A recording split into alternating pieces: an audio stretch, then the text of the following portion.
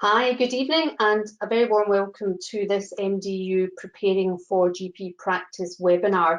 I'm Christine Bradford. I'm one of the doctors that works at the MDU, and I've also got a background in general practice. Now, I'm joined tonight by a couple of other speakers. I'll be talking to you as well briefly, and I'll introduce them in a minute. But first of all, I'll talk about the format of our webinar this evening. We're going to have three short presentations of 10-15 minutes each, and then followed by an open panel discussion, and I think that will be the bit maybe that you find most helpful. What I would say to you is, first of all, as you might have heard, the webinar is being recorded. In terms of questions, please do use the chat feature as we go along and ask your questions that way. Don't be worried that you're going to be exposed or named as the person that's posed a particular question. The reason that we're asking you to pose these questions is to be able to identify the issues that are important to you and the areas that you particularly want us to address. And my colleague that you'll see at the top of your screen, hopefully Mr. Ross, will be collating the questions as we go. So I should emphasise that you absolutely shouldn't wait till the end for the questions. Please do ask them as you go along. The other thing I should say is that, and my colleagues have informed me, that the emails will be sent to you with the recording of this webinar and your certificate, but that won't happen till next week. So don't panic if you don't receive anything this week. Now, I'll quickly skim over who our speakers are going to be, and they'll tell you a bit about themselves when they start their talk. So, first of all, we've got Dr. Zainab Hussain. Zainab went to Brighton and Sussex Medical School and then completed her foundation training. She then started her GP training and sort of moved about as you often do. During that period, she ended up working in Stoke-on-Trent and is currently based there, carrying out a salaried GP role. She also does some out-of-hours work and she is chair of the First Five Committee in North Staffordshire and has been organising CPD for newly qualified GPs in her area. I've told you who I am. I am one of the medical legal advisors at the MDU. I also have a background in general practice, and I'm going to be talking to you about medical legal issues that you might face in your first years out in general practice. Our final speaker will be Dr. Lawrence Dorman, who is chair of the Royal College of GPs in Northern Ireland. That's a role he started in November 2019. Prior to that, he'd been the Deputy Chair of Policy for the College. He's also a GP Principal in Mourne Family Surgery in Kilpeel in County Down, and that's a role that he's been carrying out since 2007. He also advises that he's the fourth generation now of GPs in his family, so I think we can safely say that he's an experienced GP who's going to be adding to the discussion. So we are a bit pushed for time. It doesn't matter if we run over slightly, because we want particularly to get your questions and make this as helpful and interactive as we can. But I think we should move on and go through our talks. And as stated, Zainab's going to go first, and she's going to tell us about her first year as a GP and what her experience was. So Zainab, if I can hand over to you. Thank you very much, Christine. Yes, thank you. As Christine said, my name is Zainab. I qualified back in 2018. Could I have the first slide? Yeah, thank you. Yeah, I qualified back in 2018, and I can quite clearly remember what it was like. There was a mixture of feelings, a feeling of relief and excitement, because I'd been training for over 6 years because of mat leave and also less than full-time training.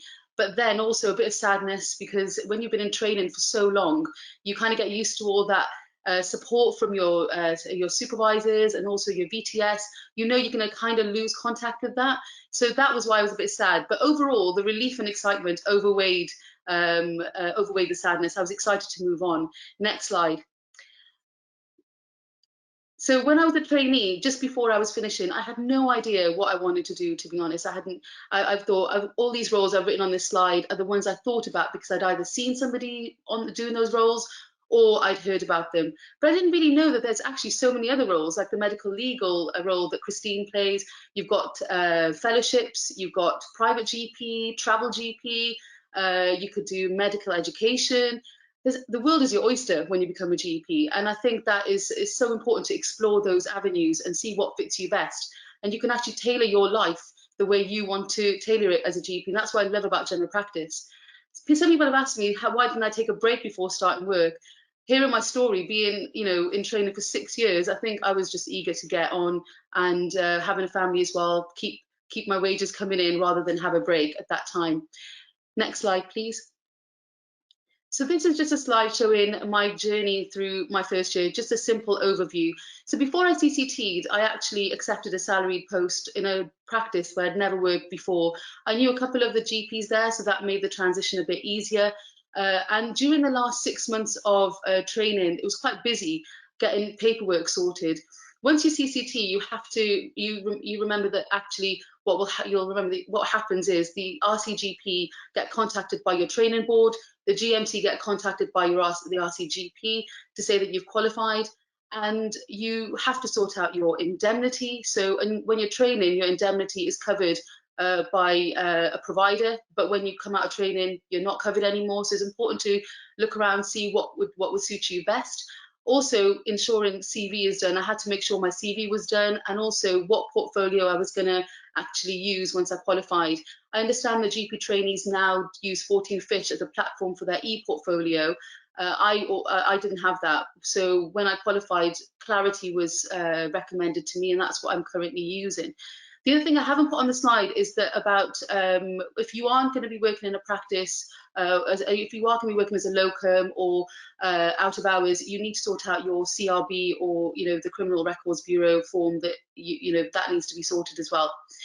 So yeah, I started my salary job, and I started with 6 sessions a week, and I still do 6 sessions, so 3 full days. And it is quite heavy, but I've got 3 children now, so I have to kind of cope with that. And I've really enjoyed it. I've got thumbs up there because the year did go quite smoothly and very, very quickly. But I'll talk about the challenges over the next few slides. In the middle of the year, I suddenly remembered that I had this portfolio I had to fill out and make sure that it was up to date. And at the point where I was training, the CPD hours was 50 hours. I know now they're not focusing so much on the hours, it's more to do with health and well-being. But I had 50 hours to sort of carry out before my appraisal in the September. And it had an option to do the MSF, which is multi-source feedback and patient satisfaction questionnaire. So I actually did those in my first year, although I know that a lot of GPs do it within the 5 years. You have 5 years to do the MSF and PSQs, one each revalidation cycle. But I thought it's a new practice, and my appraiser is going to want to have some evidence as to how I'm doing. And I just thought it was a really good way to know and find out myself what my practice thought of me, and also what my patients thought of me as well. And it made for a very good appraisal. The appraisal itself in September, I think it was the highlight of my year, to be honest, in a way, because it was an afternoon where the appraiser comes to you and will go through your portfolio and talk about you and what you want to do in the future, what your aspirations are as a GP, go through anything difficult that's going on, any good things that are going on. And it actually left me quite motivated to do more with my practice. So I wanted to do the DRCOG, I wanted to do anti-smoking campaign in schools. And because I explained that to my appraiser, it made me want to do it even more. So really use that appraisal as a way of pushing forward ideas that you want to do, and you might end up doing them. It's great. And the year went really fast. Like I said, I've got Robert Downey Jr. saying, phew, a year's gone. It went very, very fast. But I learned a lot on the job. Next slide. So this is just an overview of what I'm going to talk about, but I want to say one thing, central to all these challenges, so I've split them into clinical, technical, social, personal, and COVID, is safety. Always ensure safety of yourself and your patients, and everything else kind of is secondary, but just making sure that you're safe in your practice. Next slide, and I'll go through these now. So the clinical challenges, so like I said, I was working in a practice I'd never worked in before. Even though your role as a GP is the same as when you're a trainee, I think training does really prepare you very well for your clinical role. However, I was seeing a lot more patients when I was fully qualified in this practice compared to when I was a trainee. I felt more protected then, but as I had to change my consultation style as a result. My time management had to change, documentation, everything just changed a bit because I had to manage more patients in the same time. So what I was finding I was doing is typing. I can type really fast now, but typing as as soon as the patient said something, quickly typing it out, and making sure that, you know, all my documentation was really thorough when the patient left the room. Because when you're consulting really fast, because you're trying to get everything done in the same time, it can really affect the consultation. In terms of complaints and errors, I think it's really important to know that you will get complaints and you will get errors, and it's knowing how to deal with those complaints and how you have to reflect on them in your portfolio, and also talk to somebody at the practice if you're worried about, for example, you know, that you're worried about how the complaint's going to affect you. Just contact your indemnity provider as well. Just coming back to the consultation style, it's really important to know that you know, you learn so much when you're training, and that doesn't change. Just use as much as you can from your training to get through that many patients. I mean, I had quite a few, so that's why I struggled a bit at the beginning, but now I'm okay. Next slide. When it comes to the technical challenges, so the IT system that we used was EMIS Web. Now, EMIS Web is pretty, you know, a lot of GPs use that. So it wasn't different in terms of the actual program, but the way the IT systems are used by each practice is different. So their task system, how they like you to message, what areas you need to be looking at during your session. So it's really important when you start to check with the practice how they like you to use the IT system in order to get your surgery done and also do your referrals, for example. In our practice, we have a pharmacist who does all the prescriptions. It's only an issue when he's not there and he's on annual leave, when we as the GPs have to then take over that role. And I found that, you know, by doing regular prescriptions every now and then, it does help keeping up with my skills on that. And double check with when you have your contract, that what non-NHS admin your practice expects you to do, because there will be times when a GP is off and you have to sign off a document that is non-NHS, such as an insurance or a solicitor's letter, and just make sure that you're happy with that, because some practices pay their GPs, but some practices don't. So just ensure you know what you're doing, you know what they're expecting of you, for example.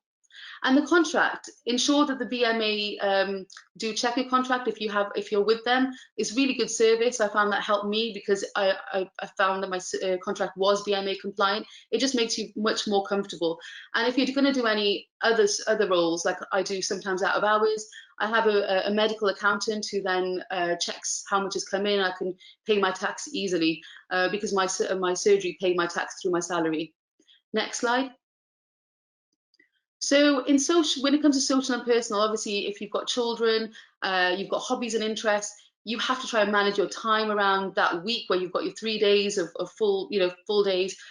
I found that I did struggle at the beginning, but as time went on, I realized that you need to make time for yourself and keep hold of those hobbies and personal interests, because they're the ones that will help you get through lots of difficult times.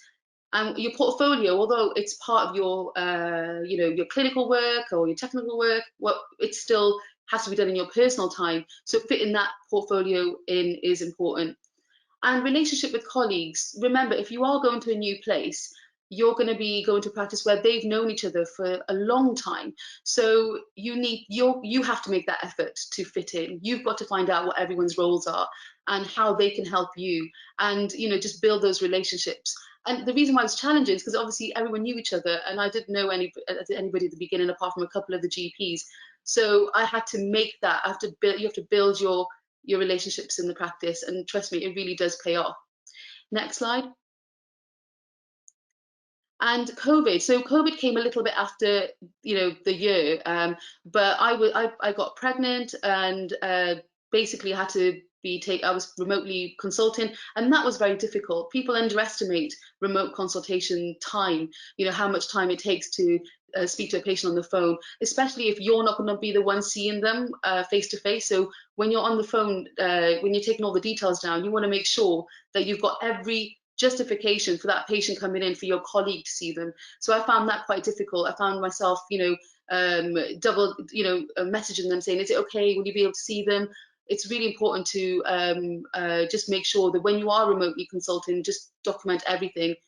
And time management wise, I found I took ages doing my telephone consultations because I just wanted to make sure everything was okay with that person and bring them in if they needed to.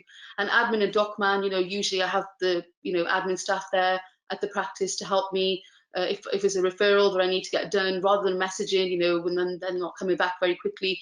It was so much easier in the practice, but I couldn't do that. So that was quite challenging. Next slide. And the other question is, I know a lot of GPs say that, oh, when you're a GP, you can't ask for help. But actually, I think you can. You know, if I struggle with a patient, if I've seen something I've never seen before, or I'm worried about somebody, I will speak to one of the other GPs.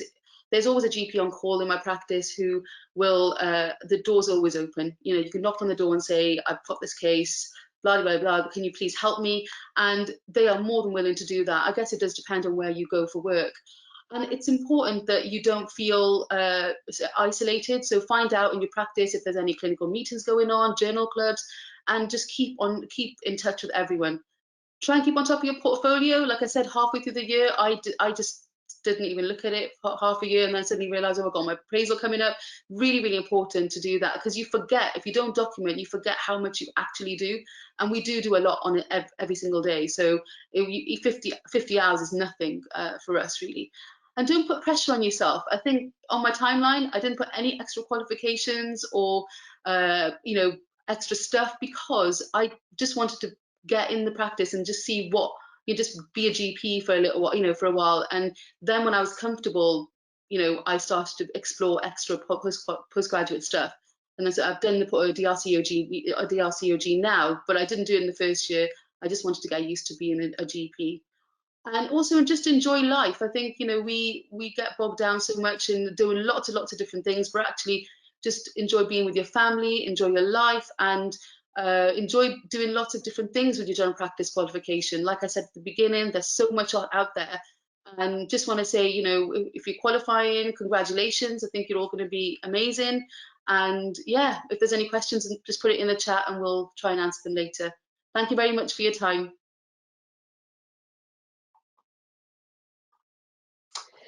Thank you, Zainab. Thanks very much. And Gerard, if you are noting down issues maybe for questions later on, there were a couple of points particularly that you mentioned that I thought were particularly pertinent. One at the moment, of course, remote consultations. I haven't touched on them in my medical legal talk, but it may be that people have got questions about that, and there are a few medical legal issues obviously surrounding remote consultations. The other thing that we maybe need to clarify in a bit more detail, especially for new GPs, is the difference between the BMA and a medical defence organisation, and what the BMA will help you with and what is our job to help you with. So that's sometimes something that's not particularly well understood. But I think because we are a bit pushed for time, I will go on now and talk about some common, well, in some ways uncommonly encountered issues in general practice, maybe things that might not have immediately come to your awareness. Could we go on to the next slide, please? You'll see that I've labelled this as a whistle-stop tour, because in sort of 10-15 minutes it's nigh on impossible to cover all the medical legal issues that a GP will encounter. And the ones that you're probably used to sort of hearing about are the top bullet point there, things like complaints, confidentiality, consent, communication, and indeed they are the sort of bread and butter medical legal issues. But I've put underneath some other issues that I think it's helpful for you to have clarification of, things like social media and what to do if you receive a gift from a patient. So can we go on to the next slide, please? As I say, I've kind of to some degree skimmed over some of these things that hopefully you'll hear more and more about. And there are lots of seminars and other presentations that help you with these issues. But I just wanted to pull out one of the C's, as I call them, and think about confidentiality, because confidentiality is one of the commonest things that causes problems. And most breaches of confidentiality are inadvertent, but they often result in complaints, not only complaints to the practice, but complaints to the GMC. And this will link in with the next point that I want to talk about, which is the use of social media when you are a doctor. In terms of confidentiality, just if you can take home any message about that tonight, I think the important thing to say is that you should only be disclosing information to a third party if you've got the patient's consent, if you're obliged to do it by law, if you are responding to a court order, or if it's in the public interest to disclose that information. You should need to be particularly careful with patients who lack capacity. And if you are worried about any breach of confidentiality, i.e. worried that you might breach confidentiality, or indeed that you have already done that, then please contact us and we will advise you on what to do. There are numerous examples of when third parties will ask for information, for example, the police, solicitors, etc. And sometimes as a new GP, it can be quite confusing knowing how to approach these applications for information. Can we go on to the next slide, please? Social media I wanted to touch on particularly because it's something that is full of danger, and social media is widely used by particularly younger GPs. That's old data at the bottom there from 2009 to 2013. The GMC investigated 27 complaints in that time period referring to Facebook, and one about Twitter activity. And I'm sorry that I don't have the most up-to-date data from the GMC, but it's a very common cause of complaints, and the statistics are much, much higher, as you can imagine now. Next slide, please. The issues that arise with social media are, and I think the top one is the most important when you're working as a GP, this blurring of the personal and professional. Sometimes if you're posting something on social media, you think that it's anonymous. You get this perception that a patient will not pick up on it. I have to say that patients are extremely adept at locating their doctors on social media. And you know that even by using different settings, privacy settings, there's no guarantee that they won't see things. And also, as you may well be aware, that it's once you've put something out there, it's very, very difficult to get that retracted. Move the next slide, please. One thing I should draw your attention to is that certainly I think you should optimize your privacy settings, but if you have any public-facing image on any form of social media, then it may be accessed by any of the following. Now, it's not only you that might post on social media, but sometimes patients can choose to post on social media, and there are a number of platforms and a number of methods that they can use to criticise the medical care that they have received. And you can imagine that particularly early in your general practice career, that can be extremely galling. If you see something online, which is highly critical, sometimes there's very little filter used in what is said. We would say that in these circumstances, you should seek our specific advice. There are a number of options open to you. I would say that the top bullet point there, particularly i.e. responding directly, and by that I mean on social media, to the comment, is almost never a good idea. Sometimes you can ask the internet service provider to take the comment down, but it's more difficult than you would think. And usually what we would do in these circumstances is contact the patient, or ask you to contact the patient, say that you've noted this comment, and point them in the direction of the practice complaints procedure. But it can be very upsetting. The next slide, please. In summary, where social media is concerned, you should be professional at all times. Don't really friend patients on sites. Certainly don't post if you're angry or tired, or, as I say, euphemistically, in any other way impaired, and be very, very careful with patient confidentiality. This also applies to closed groups, where sometimes junior doctors will have groups to discuss patients, and they will feel that they have anonymised a certain case, and it becomes clear that sometimes the parts can be put together and patients can be identified. So you've got to be very, very careful. Obviously optimise your privacy settings, but just assume that anything you post could be seen by patients and any other interested individuals. So can we go on to the next slide, please? The next thing that I wanted to briefly talk about was about prescribing, and that's the heading there for the GMC guidance on prescribing and managing medicines. And I would urge you to, if you've got a spare moment, and you probably won't have, and Zainab's explained why, but if you've got a bit of spare time, try and familiarise yourself with the GMC guidance on certainly things like good medical practice, confidentiality, consent. That guidance is something that you should be pretty au fait with.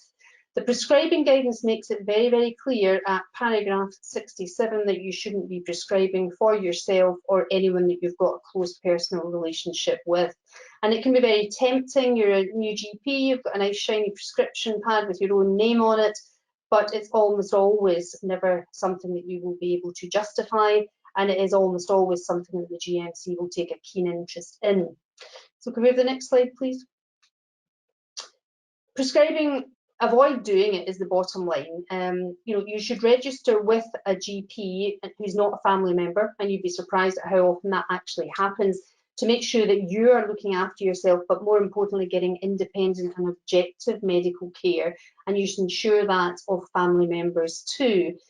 You may be asked to justify prescribing for yourself or for a family member, and you might question how that would come to anyone's attention, but we deal commonly with cases where dispensing pharmacists will realise that a GP is self-prescribing and will sometimes go straight to the GMC. So if you're going to do it, and I can't really think of many circumstances where there's an absolute emergency and you have to issue medication, then you should certainly tell the patient's own registered GP, or indeed your own GP if you've self-prescribed. But there are very few circumstances, and we can maybe talk about that, in which you should be prescribing for yourself, or indeed there's really a justifiable need. Next slide, please. The next thing I thought I would touch on is the use of chaperones. And I'm sure that most of you know what a chaperone is. I think that the thing that some doctors don't quite realise somehow, however, is what is an intimate examination. Now, there are some obvious examinations that you would consider to be intimate, but you have to also think about the perception of the patient.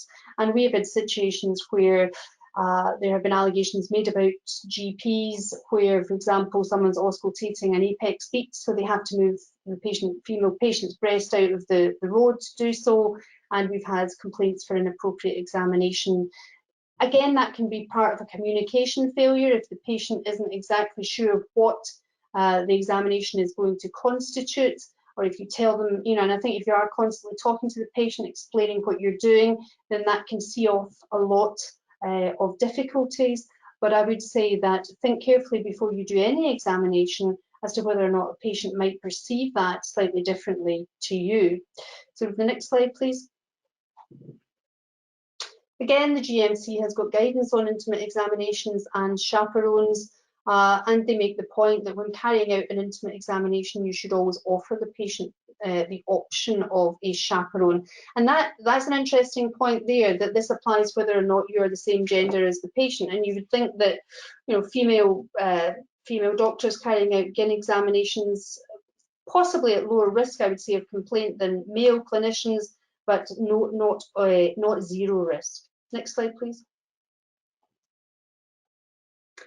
Let's have a think also about what is the role of the chaperone. I think you would be sort of expecting those first 4 points that I've made there: reassuring the patient, offering a bit of support, helping with communication. But we see increasingly that the bottom point is very important from my perspective as a medical legal advisor, in that chaperone also undoubtedly provides safety for the doctor. So if you are uncomfortable, then I think it's within your rights to have the chaperone there. There comes a difficulty if the patient says, I do not want a chaperone. Now, I don't think that happens very often, but if it does, then I think you have to explore that and decide whether it's actually safe to pursue the examination on that date, or whether you wish to refer to a colleague or explain that it's just your normal practice that when carrying out an examination of that type, you do have a chaperone. Next slide, please. If you're using a chaperone, write down the fact that you have done so and write their name down. That is because quite often we deal with accusations of inappropriate examination made several years later, and if you've got no record of who was actually the chaperone, then it can be difficult to say who that was, or indeed seek their comments. And that bottom bullet point, for patients who refuse a chaperone, you should record that one was offered but declined. As before, I think I would go slightly further and say you should consider for your own personal and professional protection whether or not you should proceed with the examination. So next slide, please. Just to reiterate, be familiar with the GMC's guidance, get into the habit of automatically operating a chaperone for particular examinations. I think that one that I've emphasised there, develop a practice protocol for chaperones if the practice doesn't already have one. And I think that is a wider consideration for GPs new to a practice. I think it's helpful to have fresh eyes when you join a practice.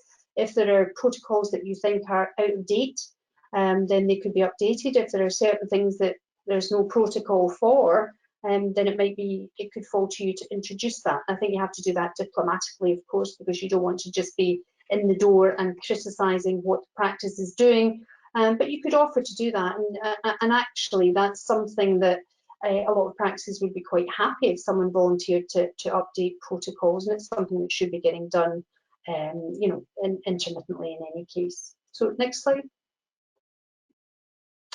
This is a question that we often get asked, this next point, and again, I've got my friendly GMC heading there, but it is a question that might not have fully occurred to you. You might have, as a trainee, received some gifts, particularly maybe at Christmas, you might have got chocolate or bottle of wine, things like that. But there can be sometimes situations where patients can give you gifts that are actually large gifts or offer to leave you money in their will. And these can be difficult ethical decisions because the GMC makes it clear that you certainly shouldn't be encouraging patients to give you anything. But, how do you feel if a gift is offered? Now, I think that you have to be case specific about this. I think that there's something you can sometimes risk offending a patient. For example, if a patient gave you a box of chocolates at Christmas to thank you, you might offend them if you said you were not prepared to accept that. But I think you have to be very careful in general about accepting unsolicited gifts. The GMC makes it clear that you shouldn't accept gifts if you think that it's going to affect your interaction with that particular patient. So you shouldn't have a situation where a gift from a patient is influencing your interaction with that patient and giving them special treatment. I would hope that point B there is self-explanatory and you shouldn't be pressurising or persuading patients to offer you gifts, but you would be surprised. Next slide, please. We carried out a survey in 2016 and 65% of the doctors who responded to the survey had received at least one gift. 4% of those doctors had received more than 15 gifts in the preceding year. The great majority of doctors have no concerns about the patient's motivation in giving the gift, and most of them probably quite correctly realise that the commonest reason for the gift being given is to show appreciation. And in the majority of cases, it's going to be absolutely fine, but you have to be very careful, particularly with higher value gifts, for example, or wills or bequests. Next slide, please. We've touched upon that there. You can sometimes get into a bit of an ethical dilemma, particularly when you are not sure why the patient is giving you such an expensive gift. And when I was a GP partner, I actually experienced this when I had a patient who gave me a sort of personalised crystal decanter and glasses when I got married, which I thought was, I felt slightly uncomfortable with that. And I do wonder to this day whether that patient felt that he and his family should be getting, slightly better treatment because he'd given me this as well as a number of other gifts. Okay, next slide, please. So you have to be self-aware too that accepting the gift, even subconsciously, can have an influence on your behaviour. Never mind the patient's expectations of you. And I think you also have to think, what would other people think if they knew you had taken a particular gift? I think you should, if in doubt, discuss it with us, discuss it with your GP partners. And there's also a contractual obligation to log gifts above a certain value, and I think that's on the next slide, if we can go to that. So the contract actually says that each practice should keep a register of gifts that have value of more than £100, and the NHS England That's an NHS England, obviously England specific comment, but NHS England can ask to see that register of gifts at any point. And it would be good practice to keep a record of any gifts that you receive for your appraisal and revalidation. Next slide, please. I thought I would touch also on clinical records, because that is something that I know that most records are electronic, and so this sort of issue about legibility is hopefully removed to a certain degree, although some people's typing, you know, is sometimes not the best. And as Zainab has touched on, quite often when you're getting up to speed and consulting more frequently, you know, the typing and recording can go out of the window a wee bit. Very important to try and take your time and record as much as you can, because clinical records should conclude the clinical findings, the decisions that you've made, the information you've passed on, any prescriptions you've made, and they should bear your sign off at the bottom. Next slide, please. Now, there is a legal aphorism that says if it's not written down, it didn't happen. And that usually makes people panic, because quite often we have doctors phoning us up saying, well, you know, I did examine his lungs, but I haven't written it down. It's not, there's not a situation where it's indefensible if you've not written something down. It's certainly very helpful to have something written down. But if it's not written down, you can rely on your memory of events, or you can draw on what your standard procedure would be in a certain clinical scenario. The difficulty comes from a medical legal perspective if there's a dispute between what you say and the patient says. Sometimes it's helpful to write down important negatives as well as positives, and all of that takes time when you're trying to consult at an increased speed compared with your traineeship. Next slide, please. One thing I absolutely must emphasise that you should never ever try and add things into the records retrospectively. If you think that you've made a mistake, don't go back and try and alter the records. If you feel that you want to add something to a record, you should make it clear that you're adding it retrospectively. Don't try and disguise the fact that you've added something retrospectively, because you know, there can be these records can of course be audited to see when entries were made. Even where it's paper records, then they can also be analysed forensically to see when written entries were made. So if you think you've made a mistake, don't go back and try and change things. Make a retrospective note by all means, but make it clear that you're doing that retrospectively. I would hope that bullet point 3 is maybe back in the dark ages about making offensive comments about patients, because that will very, very much you know, come back to bite you, particularly when that patient makes a subject access request and then you've got a lot of explaining to do. Abbreviations are used widely. There are certain abbreviations that of course are well known to clinicians: short of breath, heart sounds 1 and 2, BP. All of these things are okay, but you know, where possible, try and write a bit of expanded text, but there will be some situations in which abbreviations are fine. Next slide. So that's us. As I say, a whistle-stop tour through some commonly encountered medical legal issues, but of course we could be talking for hours, if not days, about the issues that you will find, particularly as a new GP, and we'll cover these and any other points, that sort of burning questions that you've got that I've not addressed at the end. So that's me finished, and I will hand over now to Dr. Dorman, who's an experienced GP, and he will have a word with us about his experience of general practice. Thanks very much. Thanks, Christine. My name is Lawrence Dorman. I'm a GP in Northern Ireland here, and it's great to be joining you tonight. So next slide, please. So where it started for me is Willowbank surgery in Keady. So if you can see behind the surgery there's a house, and that house there used to be, well, the start of the surgery where my great-grandfather founded the surgery. So he came up from County Cork to Keady in 1894 to establish the practice, and it was a big risk. So it was, he had to establish a business. There was obviously no NHS then. The house was a farm, and he had to go and do his house calls out on horseback, and it was a very, very different life. Interesting hearing the history of medicine through my family. So there's an old well bloody buried at the bottom of the hill because he was afraid of cholera getting in through the town and so on. And I mean, real deprivation he witnessed through the town, and sort of very poor families and so on.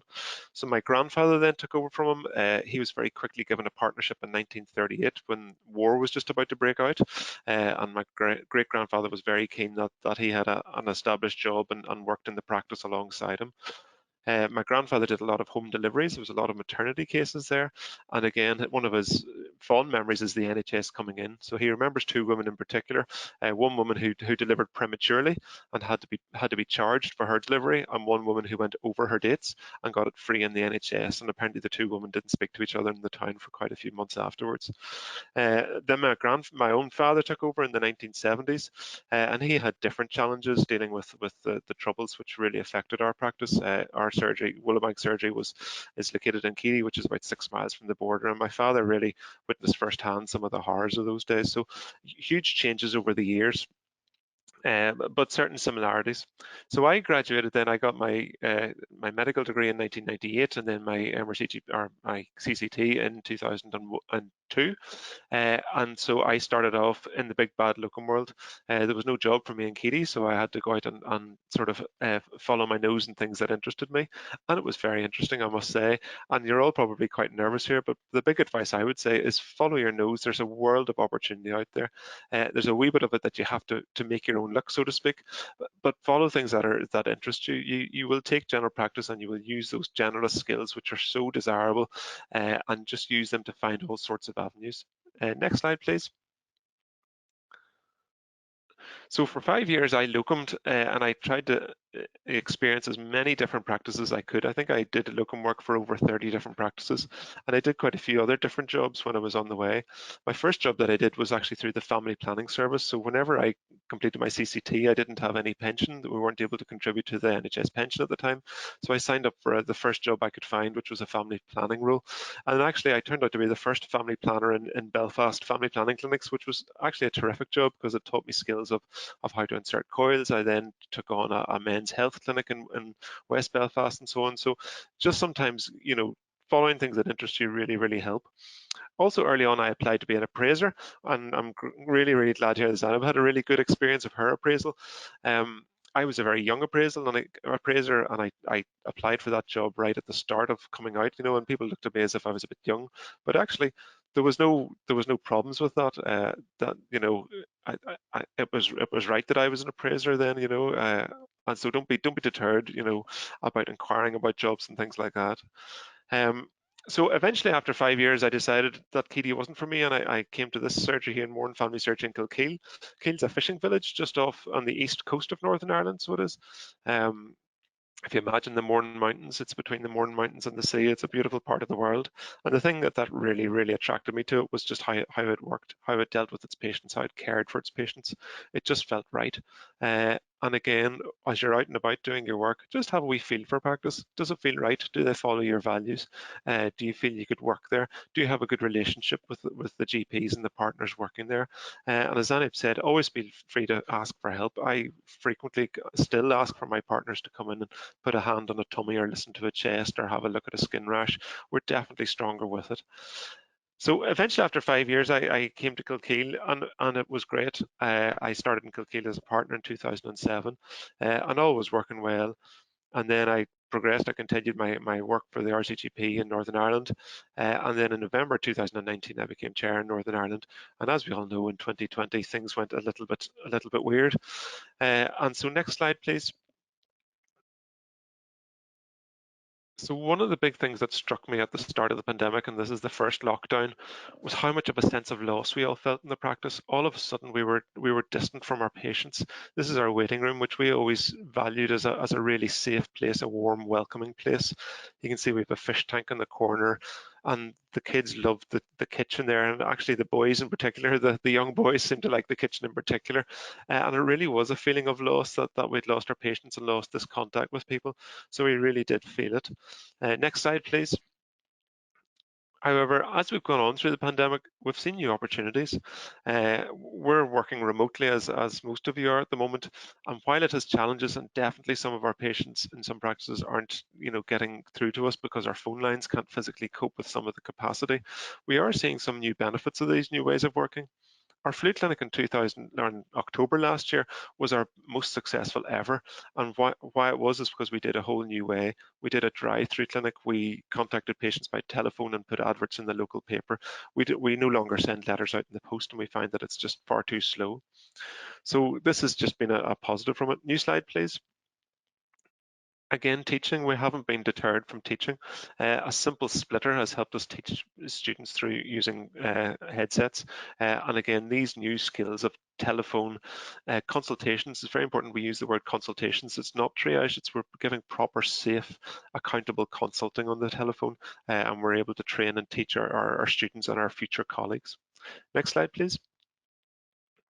With huge new ways of learning, and in Northern Ireland, one of the big things that came out was this new website called GPNI, which is a collaboration from the Health and Social Care Board in Northern Ireland, the college's input, Queen's University have input, our postgraduate and NIMTA have input into it. And what we found is that all sorts of other professionals were really keen to teach with us together. So we had secondary care consultants who were really eager to come and show us how they were working and how we were able to teach our secondary care colleagues how to do telephone consults and remote consults. It's been a very positive thing. So I'm actually going to stop slides there. Just the big things that I'm learning through from all of this in the pandemic is actually the power of people and how important it is that we reach out to each other.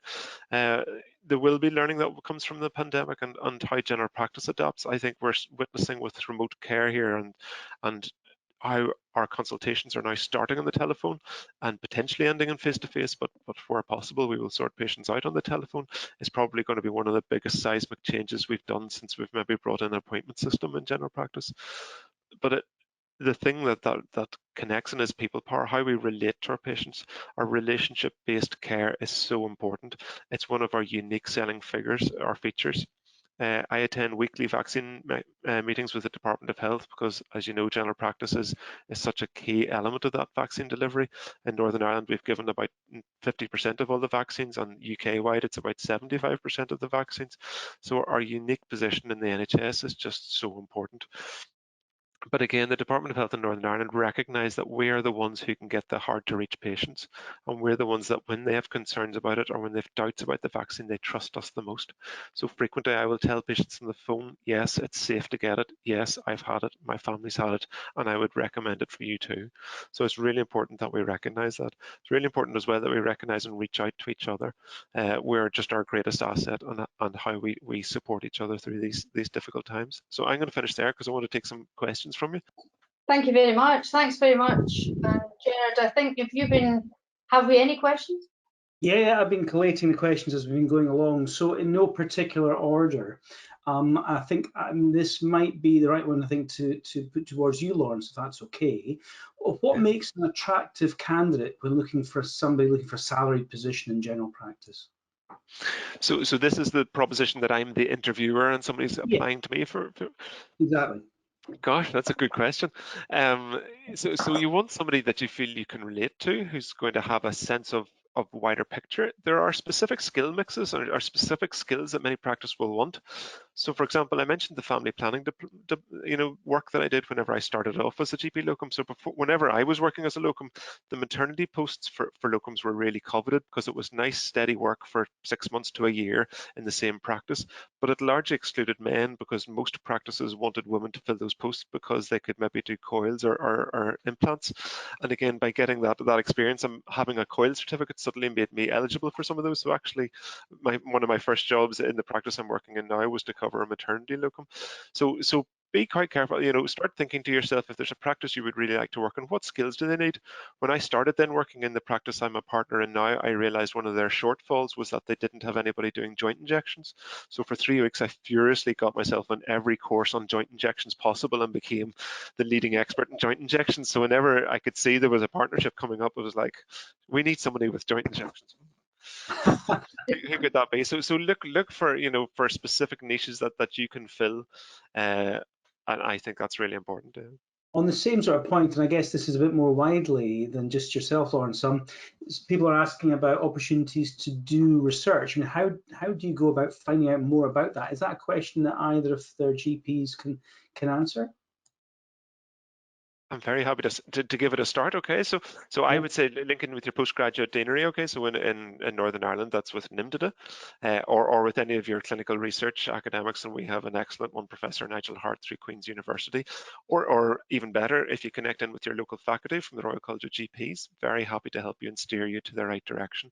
Northern Ireland is a faculty and a devolved nation. It sort of covers both those things, but I know you will definitely find colleagues and friends in your local faculty, so use it. Your faculty is there to help you and support you.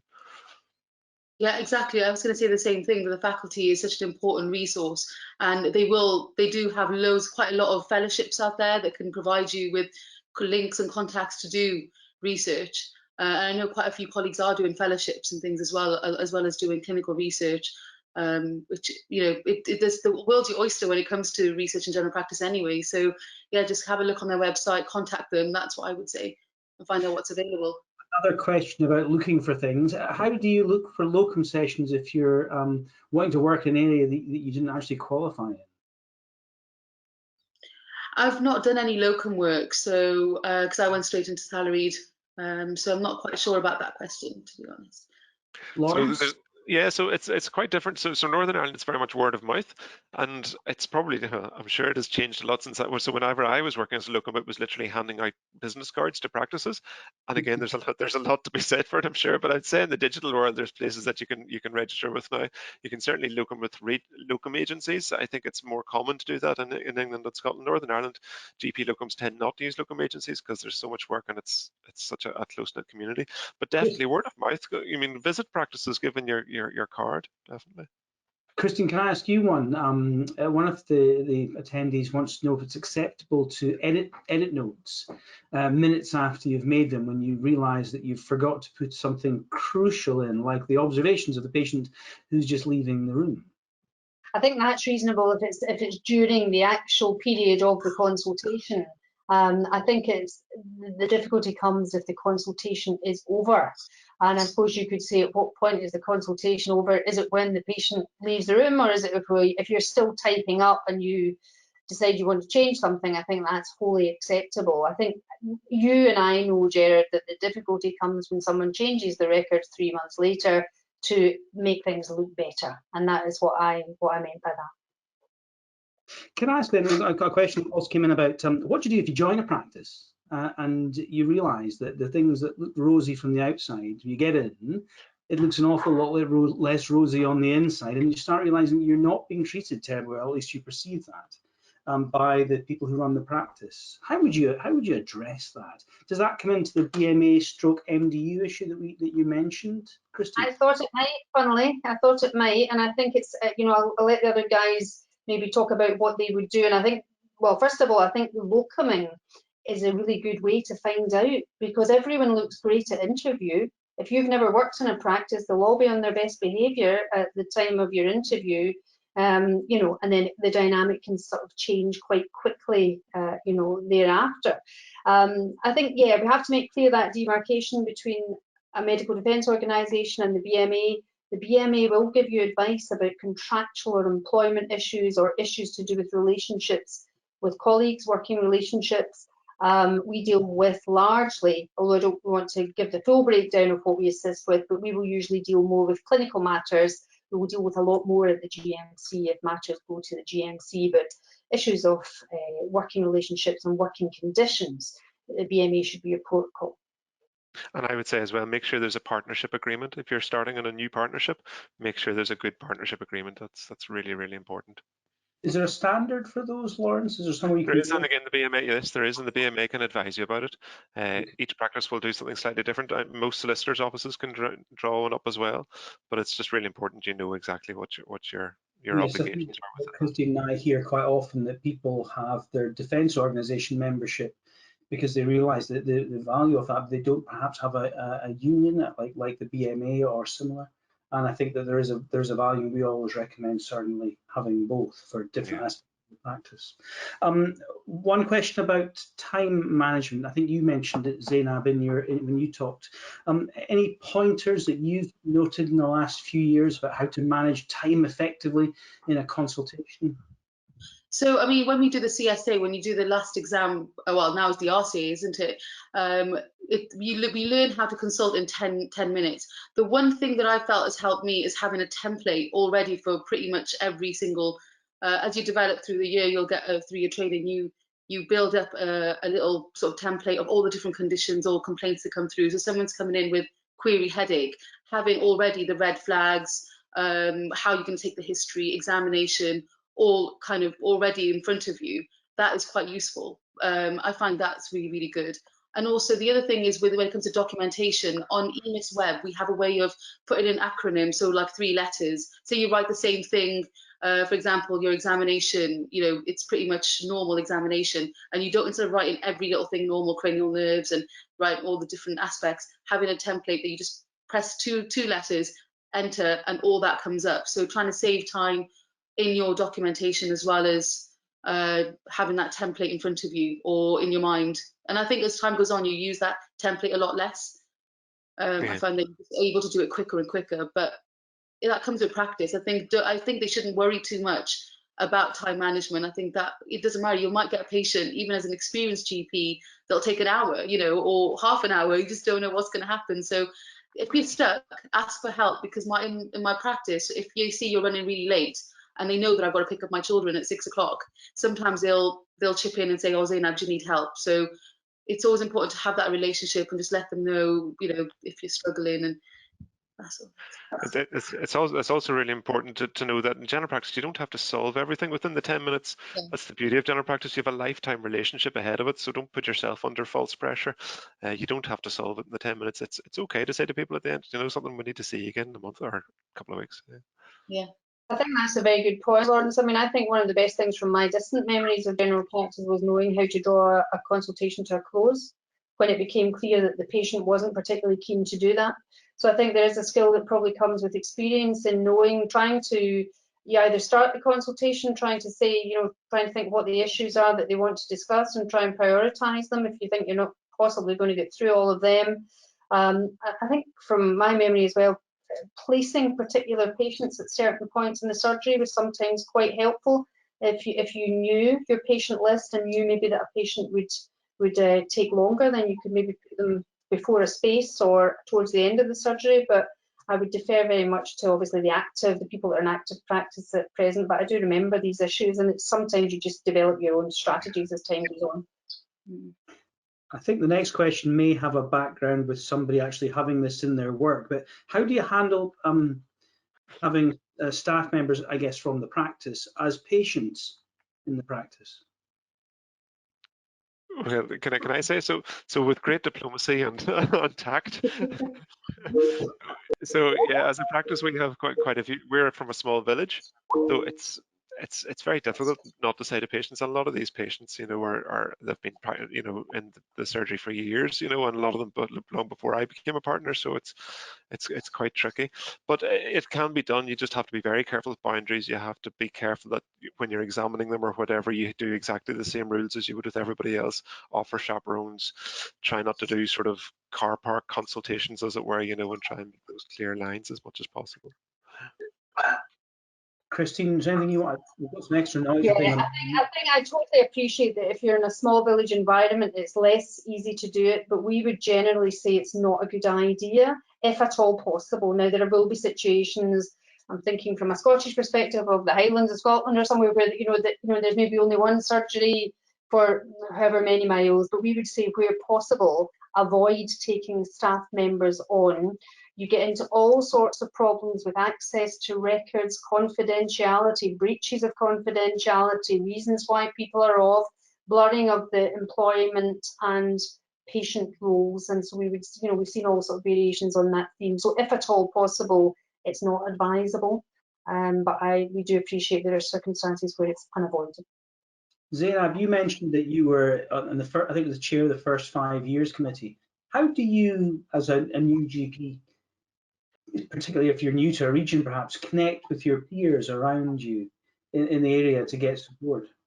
So we have a WhatsApp group. We have a couple of WhatsApp groups and also a Facebook group as well. So any events, any sort of cases that we might be struggling with, we can always post them on there. Obviously, confidentiality, or we have to make sure that's all we all apply to the line, basically making sure we don't breach confidentiality, for example. But I think that is one of the ways that we actually connect with everybody. So WhatsApp is the main thing. At the moment with COVID, where we used to meet face to face in a restaurant for a sponsored lunch or a dinner to talk about various conditions, but that's not happening. So it's more online, really, on Microsoft Teams or Zoom. So yeah, that's how we connect at the moment. It's very difficult, especially because now I'm on maternity leave. I've not even seen very many people, and that's hard. But I think it's important to know which WhatsApp group you need to join, or if that's what your area is doing, and just keep in touch with people that you're in your VTS with. Lawrence, anything you can add to that, or? Yeah, no, just reach out to people. It's just really, really important. It's a really stressful time for everybody, and sometimes just a wee reassuring text or something like that can mean a lot. Definitely reach out. We're definitely better together. I've got one more question, which is quite a big question, actually. Now I read it, although the question seems quite small. It's really, and I don't want to end on a downer. I'm sorry if it seems that way. How do you deal with things when something goes wrong in your practice? So go ahead. No, how do you mean that something goes wrong? So is it clinical or anything? So let's imagine that you've got a complaint, for instance, about a consultation that you've had that's gone horribly wrong within the first, and somebody stormed. I will give you an example, because like I said, we're all going to get complaints. And this was when it was a very stressful day. I remember I was in the middle of a very busy surgery, and I was typing away, and a patient came in who came in with mental health issues, and was sat there. And I did ask their permission, do you mind if I type as well? Because I was so rushed. I was like looking at the clock, and when I'd done the typing, I was making verbal, non-verbal contact, talking to him as well as typing. But after that, he did make a complaint that the GP didn't look at me, or didn't, was typing as out, even though I'd asked their permission. I guess it's really important to gauge who is going to be the appropriate patient to do that with. Maybe I should just spend 5 minutes not doing it. But sometimes you do get stressed and overwhelmed. Anyways, how I dealt with that. So the practice manager came and spoke to me, and it was all quite like, I was all worried. Oh my goodness, have I done something really bad? And she just spoke through it. What I did was I actually rang the patient back, and I spoke to them about it, and and that sort of diffused the situation, and they were fine. But that's what I do. And if something's come about wrong, I'd always ring the patient and find out what's been happening. And yeah, and if I have to say this has happened, and I don't know what Lawrence thinks, but yeah, no, that's really. So I would say so acknowledge it and own it. Okay. So first of all, things will happen. So they will, and if you're all in the start of your career, something is going to happen. But don't worry about it, and don't worry about feeling rubbish about it. You will feel rubbish about it. You'll feel sick to your stomach, and that just shows that you care. Okay. So don't feel bad about it, but do own it and do the right thing. So don't try and amend things. Be honest and open. If you have a significant event, SEA, process in your surgery, participate in that fully. Make sure your notes are always up to date and so on. And again, reach out to your colleagues, speak to people about it, check in with your local faculty, check in with your peers, because they're all there to support you and get you through it. But it's a tough time, and sometimes there's no sugarcoating it. It's just tough. And it's about reflection as well, reflecting on your practice. Is there anything that could have done different? Absolutely. And in your portfolio? And in our practice, we do have a form that we need to fill out to sort of say that we've had a conversation and what I'm planning on doing next. And it is a bit like, oh my goodness, you still feel really rubbish. I'm telling for about a week, I think I just felt awful. And sometimes even now I think about, oh goodness, I shouldn't have done that. But these things happen, like you said, and just move on, I think, and just try and be better. So Christine, we've heard own it, we've heard reflect on it, we've heard talk about it as a group. Anything else you want to add in there? You know what I'm going to say here, and it's a very neat way to round things up. But first of all, a lot of what you're saying about reflection, using it, don't panic is the first thing I would say, because it can put you into a complete tailspin. use it as try and detach yourself from it, realise that it is a process that you're going to have to see through.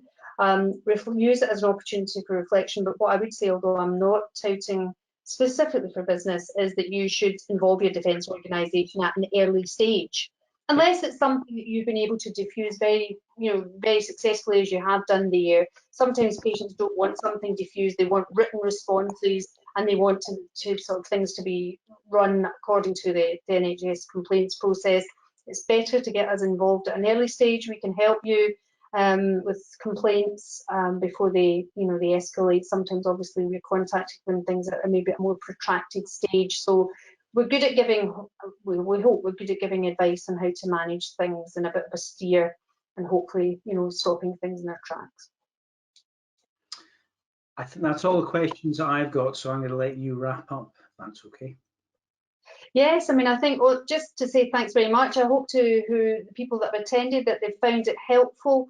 I'd particularly like to thank our speakers, Lawrence and Zainab.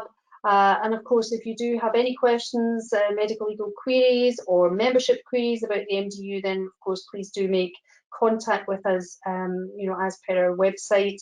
And your recordings and certificates for the people that have attended will be sent out next week.